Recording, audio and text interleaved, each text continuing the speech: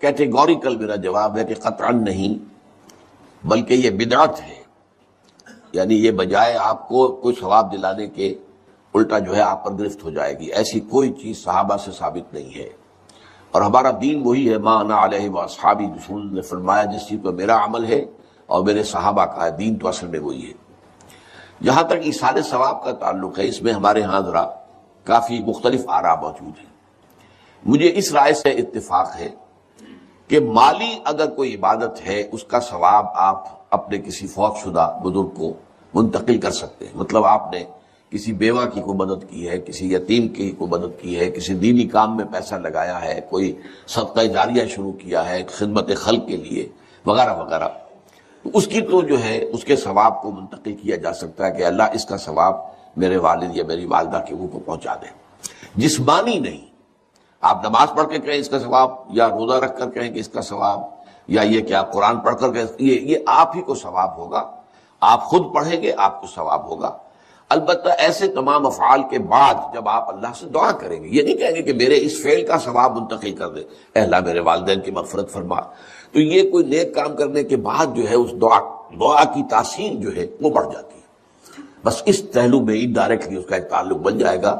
ورنہ یہ کہ وہ اس طریقے سے بچوں کو بلانا اور پڑھانا اور یہ جو ہے سوئم میں کرنا اور قرآن خوانی کی محفلیں، یہ سب بدعات ہیں اور یہ در حقیقت دین میں اضافے ہیں اور ان کی کوئی حقیقت نہیں ہے. دیکھیے انسانی زندگی کے یہ 3 دور ہیں: حیات دنیاوی جو ہماری پیدائش سے شروع ہو کر اور ہماری موت پر ختم ہو جائے، پھر حیات برزخی موت سے لے کر قیامت کے دن تک، اور پھر حیات اخروی ہے قیامت میں ریزریکشن کے بعد سے وہ زندگی جو ہے جو جنت یا دوزخ کی ہے. اس میں ان دونوں زندگیوں کے بارے میں تفصیل سے کوئی بات کرنا بالکل غلط ہے اور اس سے فتنے پیدا ہوتے ہیں. ظاہر بات ہے کہ جسم تو قبر میں رہتا ہے، اس میں تو کوئی شک ہی نہیں ہے. روح کہاں جاتی ہے؟ کیا وہ بھی قبر ہی میں رہتی ہے یا کہیں اور چلی جاتی ہے؟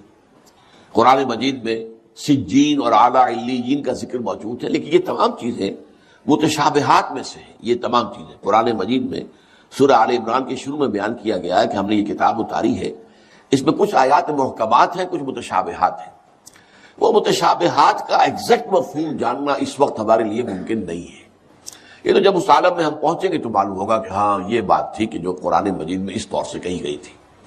لیکن یہ کہ اس وقت جو ہے جتنا کچھ ہمیں حدیث صحیح میں مل جائے یا قرآن میں مل جائے، اس عالم برزخ میں بھی یہ تو ہوتا ہے کہ جو نیک لوگ ہیں انہیں کچھ نہ کچھ جو ہے اثرات اچھے ان پر پڑتے رہتے ہیں، ان کی ارواح پر کہہ لیجئے، اور کچھ جو برے ہیں ان کے اوپر جو آخری انجام ہونا ہے اس کی کچھ ریفلیکشن ہوتی رہتی ہے، جس کو حدیث میں کہا گیا ہے کہ ہر قبر جو ہے وہ یا تو جنت کے باغیچوں میں سے ایک باغیچہ ہے یا دوزخ کے گڑھوں میں سے ایک گڑھا ہے.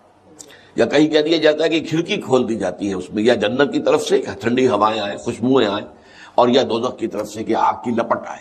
دوزخ میں داخل ہوں گے قیامت کے بعد ہی، اور جنت میں داخل ہوں گے قیامت کے بعد ہی، لیکن اس کے کچھ آثار پڑنے شروع ہو جاتے ہیں. وہ جس کو انگریزی میں آپ کہتے ہیں coming events cast their shadows before, بعد میں آنے والے واقعات جو ہیں ان کے کچھ سائے جو ہیں پہلے سے آنے شروع ہو جاتے ہیں. تو اسی طرح سمجھیے کہ جو کچھ آخرت میں کسی انسان کے ساتھ ہونا ہے اس کا ایک عکس جو ہے وہ عالم برزخ میں شروع ہو جاتا ہے. اسی لیے قرآن مجید میں یہ بھی آیا ہے کہ یہ جو آل فرعون تھے یہ صبح و شام جہنم پر پیش کیے جاتے ہیں، اور قیامت کے دن پھر کہہ دیا جائے گا ادخلوا آل فرعون نار، ان کو داخل کر دو آگ کے اندر. تو یہ اس حد تک. باقی یہ ہے کہ تفصیل میں جانا، ہاں ایک رائے ہے، یہ شاہ ولی اللہ دہلوی رحمۃ اللہ علیہ کی ہے، اگر ان کی رائے نہ ہوتی تو میں اسے بیان بھی نہ کرتا، لیکن یہ کہ وہ ایک بہت بڑے محدث اور بہت مفکر اور دین کے فلسفے سے بہت بڑے واقف انسان تھے. انہوں نے کہا کہ جو اولیاء اللہ ہوتے ہیں، اللہ کے نیک بندے، اللہ کے بندے، ان کے انتقال کے بعد ان کی روحوں کو بھی اللہ فرشتوں کے طبقہ اسفل میں شامل کر دیتا ہے. یہ فرشتے ہیں نا اس وقت بھی موجود ہیں.